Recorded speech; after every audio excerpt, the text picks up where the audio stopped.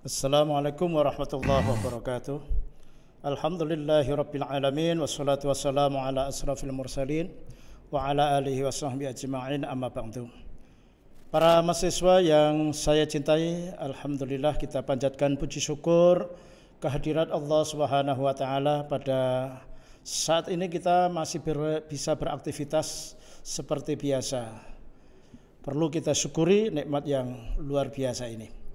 Para mahasiswa yang berbahagia, perkenalkan saya Dr. Andes Muhammad Jalari SEMM yang akan mengampu mata kuliah Religion ya pada semester 1 ini.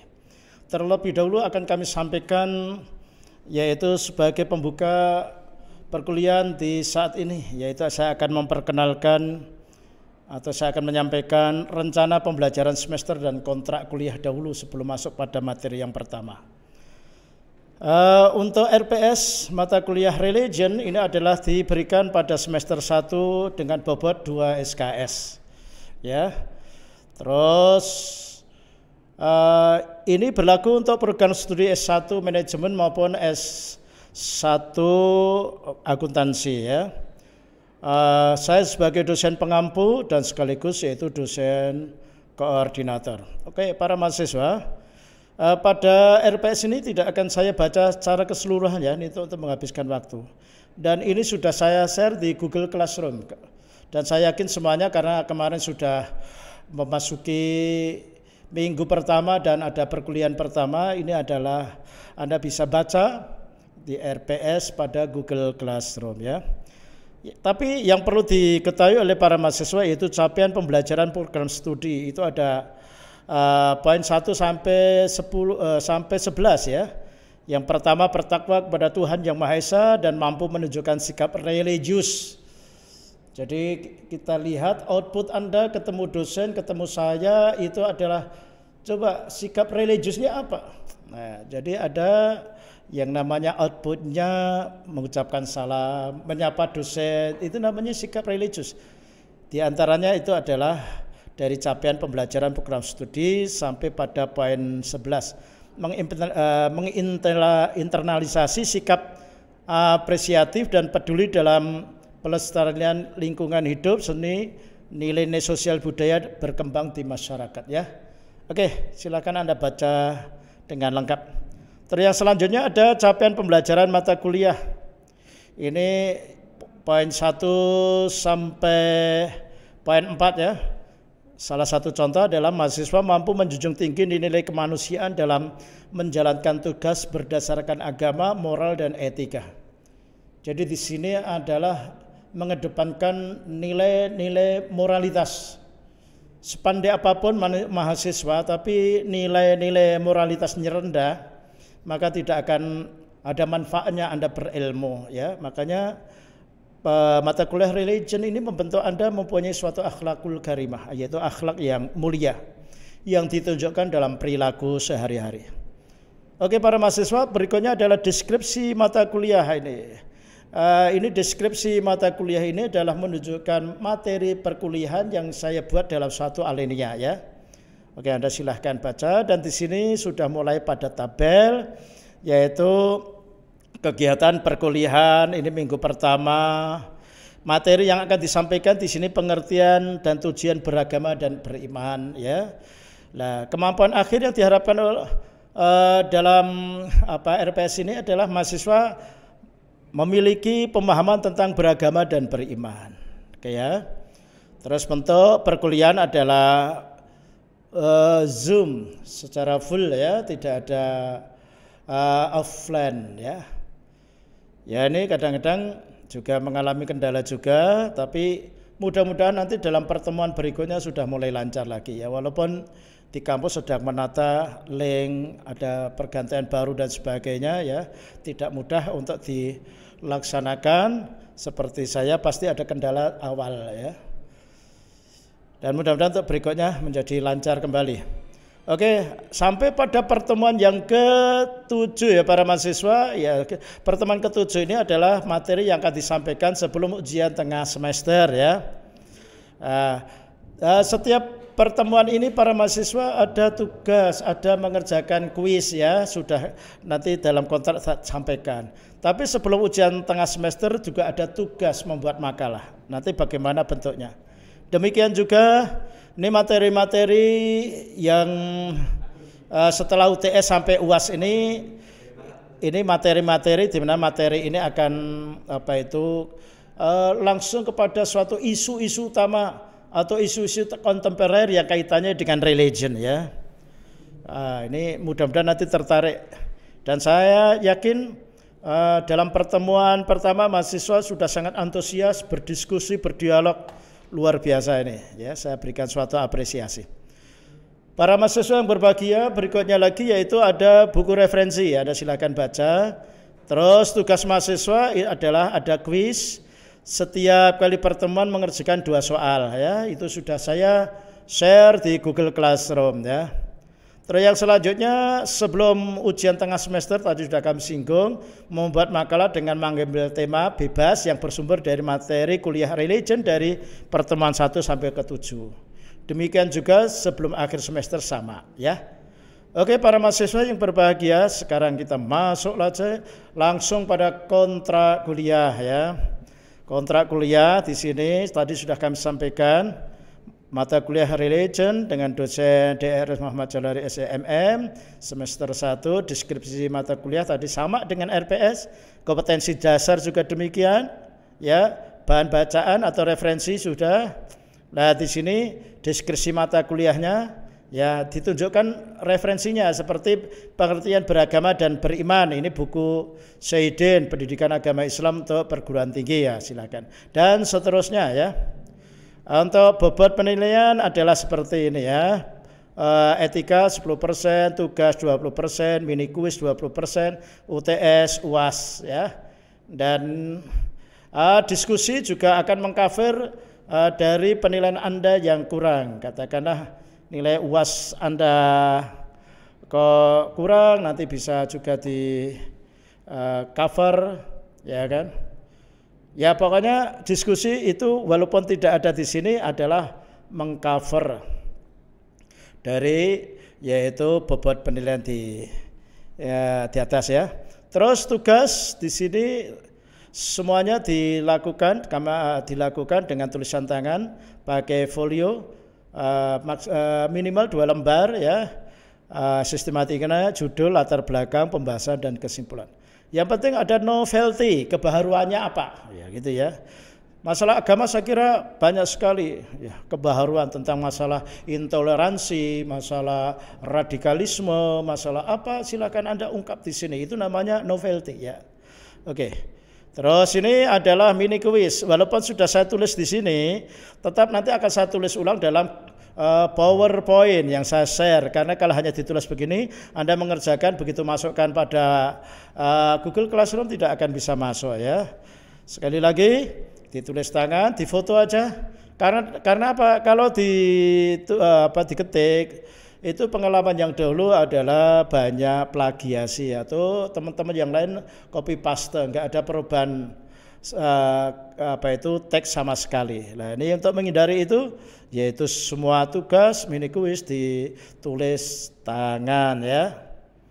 Oke, para mahasiswa demikian kontrak ya.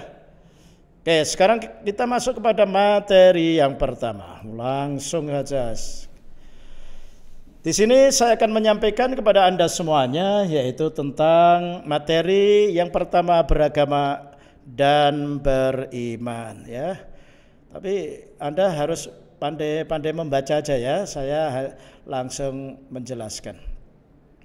Apa itu agama? Silakan Anda baca. Dari penjelasan ini bahwa tidak ada agama di dunia ini yang mengajarkan suatu kejahatan. Semua agama mengajarkan suatu kebaikan ya.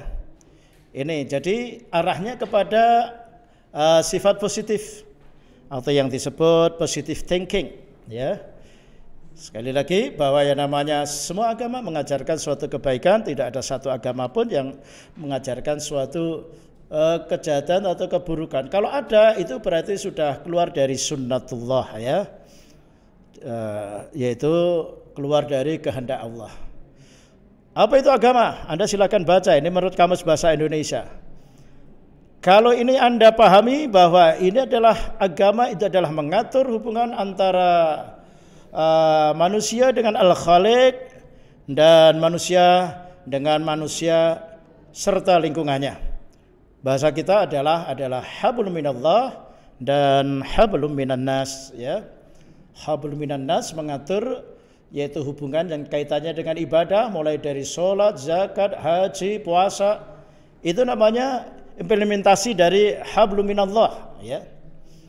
Sedangkan muamalah seperti jual beli, terus ada ijarah, syirkah, ya, baik bisamanin ajil, mudharabah, murabahah.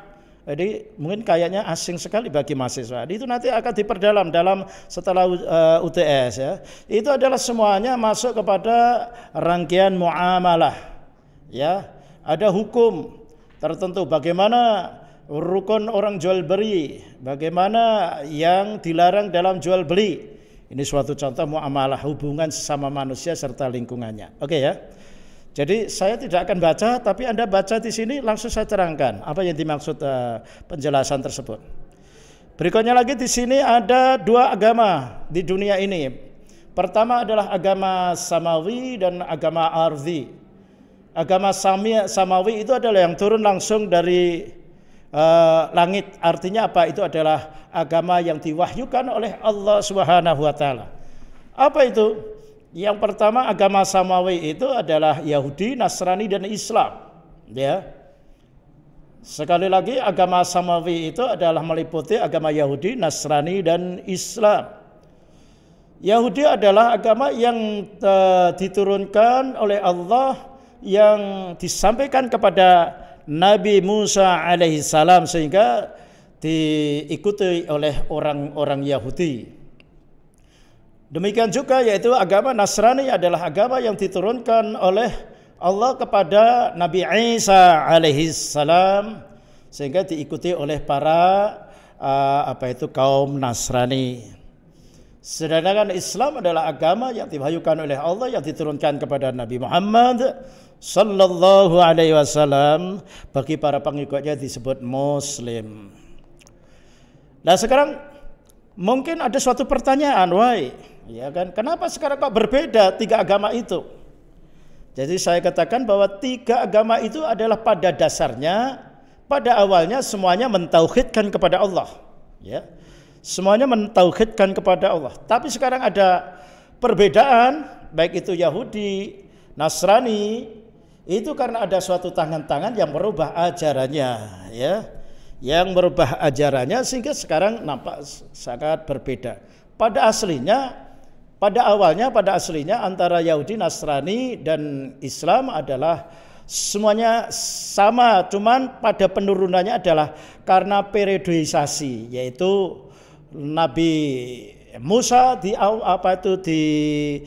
awal, terus Nabi Isa pada pertengahan dan Nabi Muhammad pada periode akhir, gitu ya.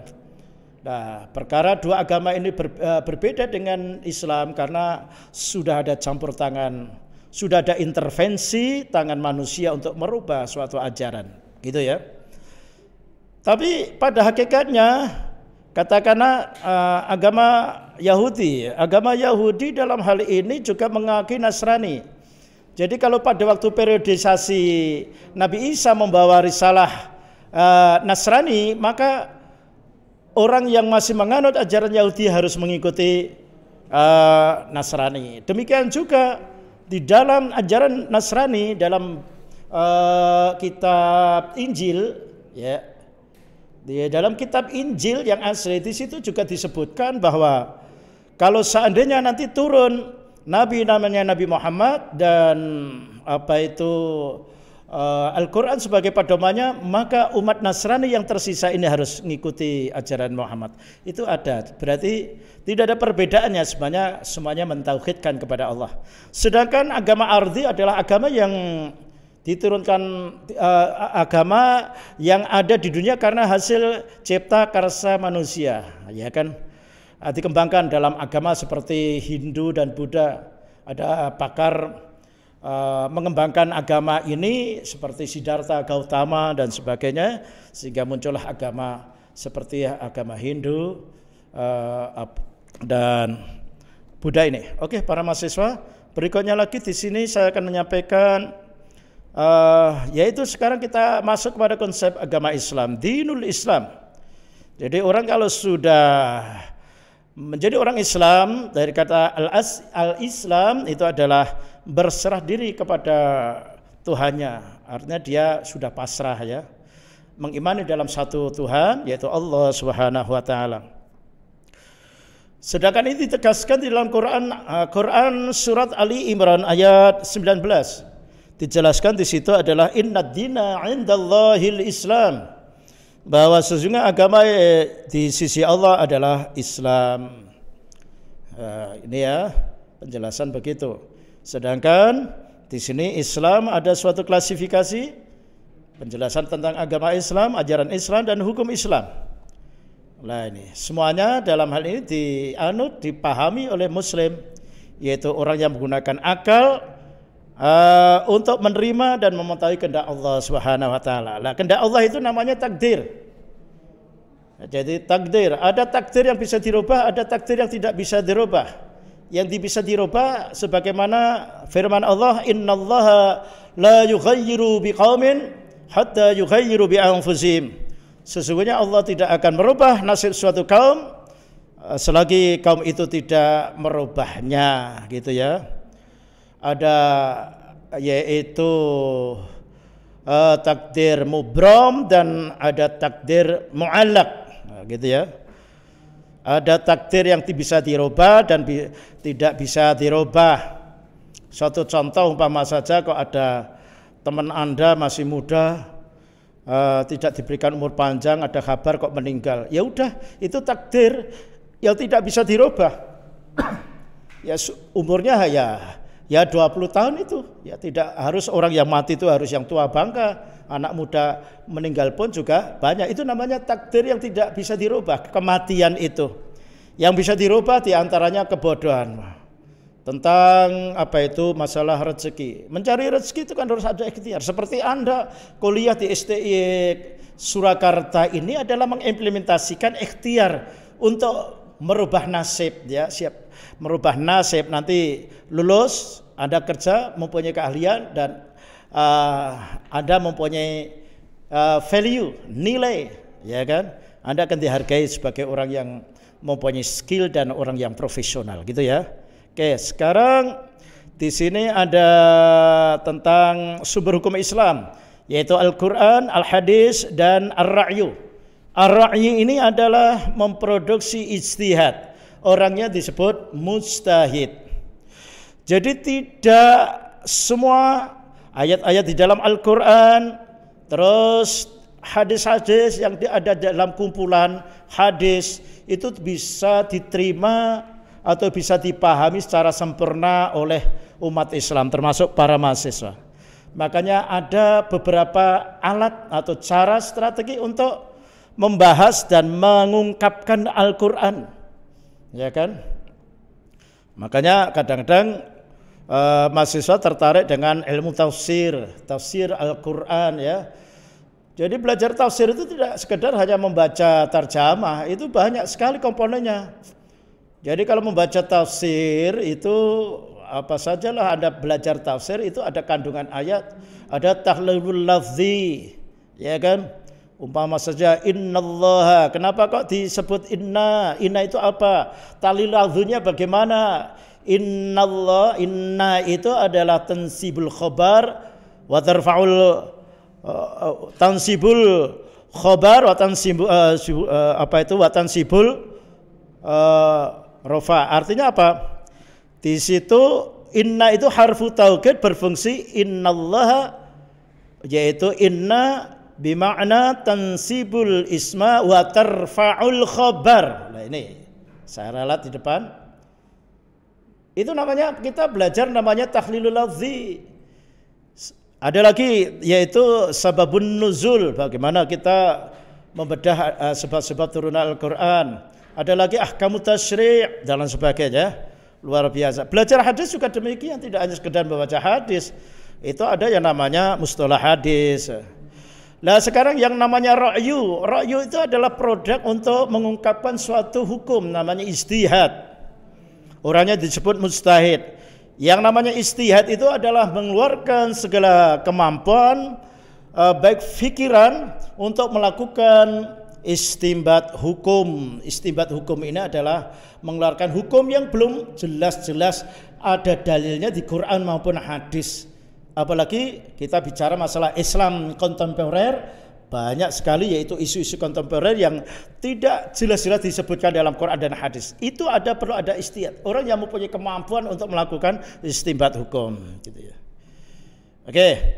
Berikutnya di sini ada beberapa macam dalam istilah dalam agama, ada spiritual, ada religius, ada profan. Profan itu kaitannya dengan keduniaan ya. Ini tauhid itu ditumpang dengan spiritual, ada religius ditumpang material dan profan. Oke, sekarang kita akan membahas tentang Islam dan sekularisme ya.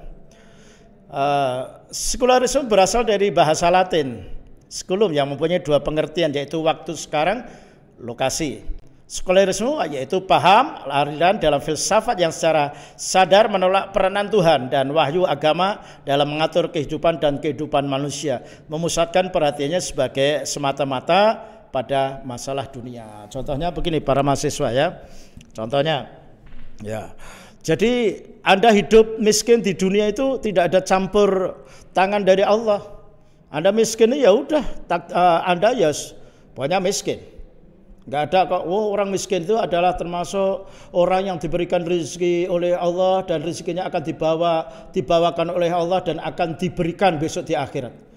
Pemikiran sekularisme enggak ada semacam itu. Tapi kalau orang memahami Islam secara kafah bahwa ditakdirkan miskin walaupun sudah usaha untuk bekerja keras tapi kok ekonominya cuma demikian.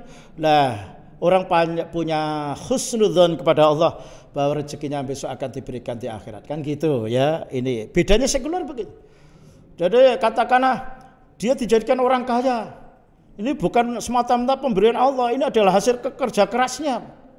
Enggak ada ikut campur orang lain dan tidak ada campur tangan Tuhan. Ini namanya pemikiran sekuler. Lah ini jangan sampai ada mahasiswa yang mempunyai pemikiran sekuler yang memisahkan antara kehidupan di dunia dengan agama. Ya kan?